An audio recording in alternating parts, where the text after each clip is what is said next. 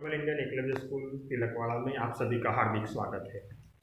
कक्षा 9 विषय हिंदी, गद्य 2, न्याय मंत्री। इसका साहित्य प्रकार है कहानी। लेखक है सुदर्शन। उनका मूल नाम था बद्रीनाथ शर्मा। पुष्पलता, सुप्रभात, परिवर्तन, पनघट, नगीना, ये सब उनकी कहानी संग्रह है। सुदर्शन जी की कहानियाँ रोचक होती है और कोई न कोई संदेश देती है। यहाँ भी न्याय में निष्पक्षता इस कहानी का मूल संदेश है। कहानी क्या है? तो शिशुपाल के घर एक युवक आता है। शिशुपाल उसे अतिथि मानकर अपने घर जगह देते हैं। दोनों बैठते हैं, दोनों के बीच चर्चा होती है। शिशुपाल राज्य में चल रहे अन्याय के बारे में बताते हैं, कहते हैं। युवक मानने से इनकार करता है। वो कहता है कि दोष निकालना बहुत सरल है, कुछ करके दिखाना कठिन है। शिशुपाल कहते हैं कि यदि अवसर मिले तो दिखा दूं न्याय किसे कहते हैं।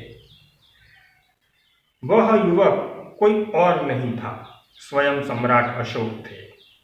कुछ दिनों के पश्चात वह अपने सभागृह में शिशुपाल को बुलाते हैं, अपनी राजमुद्रा उनको देते हैं और न्याय मंत्री के पद पर उनको नियुक्त करते हैं।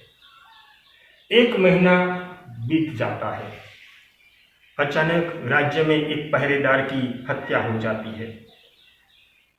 शिशुपाल न्याय मंत्री थे, जांच में जुट जाते हैं। बहुत जांच करने के बाद पता चलता है कि पहरेदार की हत्या का दोषी स्वयं सम्राट है। अब सम्राट को गिरफ्तार करना इतना आसान न था, मगर शिशुपाल स्वयं न्याय मंत्री थे। वे सम्राट अशोक को गिरफ्तार करने के लिए कहते हैं, गिरफ्तार करते हैं।